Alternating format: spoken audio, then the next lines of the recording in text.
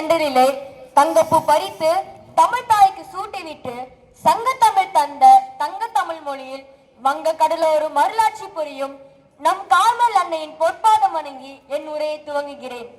நான் இங்கு யாரை பற்றி பேச வந்திருக்கிறேன் என்றால், அவர் எளிமையான குடும்பத்தில் பிறந்தவர், இரக்கம் நிறைந்தவர், எளிமையே உருவானவர், நன்மைக்கு நண்பர், தீமைக்கு பகைவர், உண்மை பேசுபவர், உழைப்பை மதிப்பவர், செந்தமிழ் செல்வர், சிவகாமி பெற்ற மைந்தர்.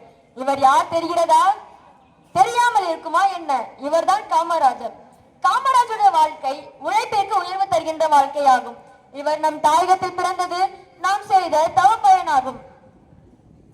ராமநாதபுரம் மாவட்டத்தில் விருதுநகர் என்ற ஊர் அன்று விருதுப்பட்டி என்று வழங்கி வந்தது.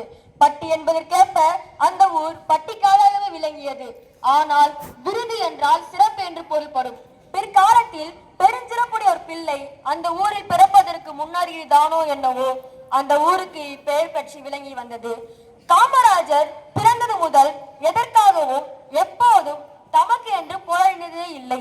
மற்றவர்களை காக்க போராடுவதற்கென்று ஒருவரை படைக்க விரும்பிய இறைவன் காமராஜரை படைத்தார் என்று சொல்லும் வண்ணம் அவருடைய வாழ்க்கை அமைந்து விட்டது. முதலமைச்சரான காமராஜரை பலர் மிகவும் சாதாரணமாக பேசிக் கொண்டு வந்தார்கள். இவருடைய உழைப்பு, இவருடைய உருவம், படிப்பும் கொண்டும் இவரை மிக தாழ்மையாகவே பேசிக் கொண்டு வந்தார்கள். பேசிய அவர்களுக்கு காமராஜர் வாய் திறந்து பதிலளிக்காமல் செயல் மூலமாகவே பதிலளிக்க தலைப்பட்டார். இந்திய பெருநாட்டில் மிக விரைவில் அமைதி நிறைந்ததும் ஊழலற்றதுமான மாநிலம் சென்னை மாநிலம்தான் என்ற பெயர் இவருடைய ஆட்சியில் விளங்கியது. காமராஜர் தமிழகத்தில் நிலையான ஆட்சியை உருவாக்கினார். தமிழக உணவு உற்பத்தி பெருக வழிவகை செய்தார். தமிழக பள்ளிக்கு இவர் செய்த பணிகள் அளவிட முடியாததாகும். தமிழக பள்ளி கல்வித்துறையில் இவருடைய காலம் பொற்காலமாகும். குறிப்பிட்ட சிலர் மட்டுமே படித்து வந்த நிலை மாறி